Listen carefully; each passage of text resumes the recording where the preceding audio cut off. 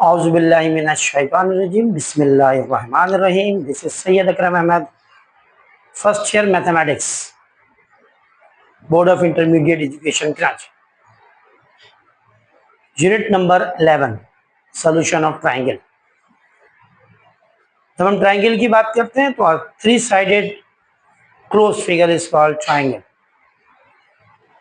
The first family member of polygon. Unit number 11 के अंदर हमें राइट एंगल ट्राइंगल भी पढ़ना है और ऑब्लिक एंगल ट्राइंगल। एक ऐसा ट्राइंगल जिसका एक एंगल राइट एंगल हो, right angle triangle.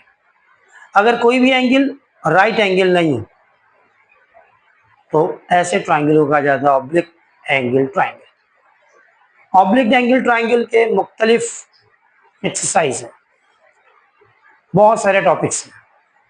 Right angle triangle का एक्सरसाइज या यूनिट नंबर 11 का फर्स्ट एक्सरसाइज। जब हम राइट एंगल ट्राइंगल की बात करते हैं तो इसके तीन साइड्स होती हैं। ट्रिग्नोमेट्री की बेसिक और बहुत सारी वीडियो मौजूद है जिसके अंदर पाइथागोरस थ्योरम भी मौजूद है और ट्रिग्नोमेट्रिक रेशियो के बारे में भी। यहाँ पे राइट एंगल ट्राइंगल के जो तीन साइड्स हैं उनको हम कहते हैं adjacent side, opposite side and the longest side. Let's suppose we have a triangle ABC. The angle C is a right angle. This type of triangle is known as right angle triangle, and this angle is known as the alpha, and it is known as beta. Alpha and beta are the complementary angles in any right angle triangle. So हम कह सकते हैं कि alpha plus beta must be equal to 90 degree. In any right angle triangle, the other two angles are complementary to each other. यानी इनके सम की value 90 होगी।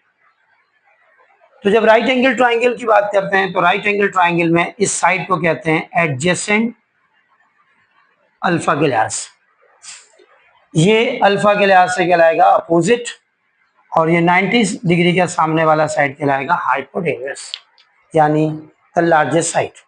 फर्ज किया कि किसी ने इस एंगल को ले लिया कंसिडरेशन एंगल यानी बीटा। इस बी के साथ वाला एंगल यानी बी के साथ एंगल बन रहा है यानी वर्टेक्स बी का एंगल कहला रहा है बीटा, तो फिर ये वाला साइड कहलाएगा एडजेसेंट साइड, फिर ये वाला साइड कहलाएगा opposite. It means hypotenuse remains same. The longest side of a right angle triangle is called the hypotenuse. तो तीन ट्रिग्नोमेट्रिक रेशियोज हैं जो फंडामेंटल है, जो आपके मुख्तलिफ क्वेश्चन में इस्तेमाल होने हैं। Sine theta, cosine theta and tan theta. अगर हम अल्फा के लिहाज से बात करें या एंगल ए के लिहाज से,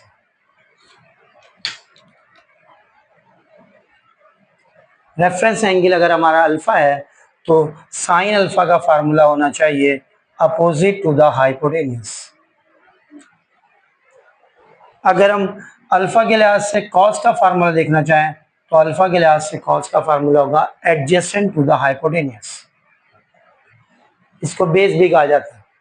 अगर हम टेन थीटा की बात करें तो अल्फा एंगल के लिहाज से टेन का फार्मूला हो जाएगा अपोजिट टू द एडजेसेंट यानी परपेंडिकुलर टू द बेस। इससे ये पता चला कि अगर हम एंगल बीटा के लिहाज से लेते हैं तो बीटा के लिहाज से हमारे पास फार्मूला जो बनेगा उसमें साइड ये अपोजिट हो जाएगा और ये एडजेसेंट, ये हाइपोटेन्यूस।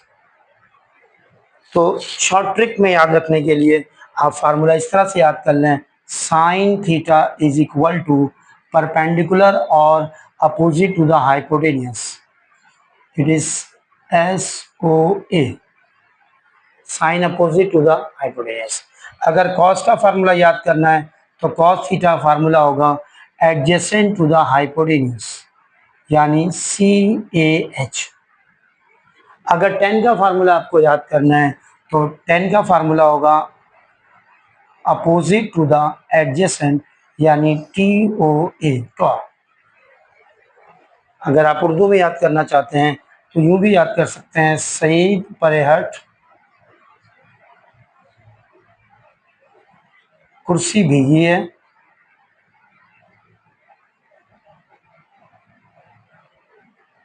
टाट पर बैठ।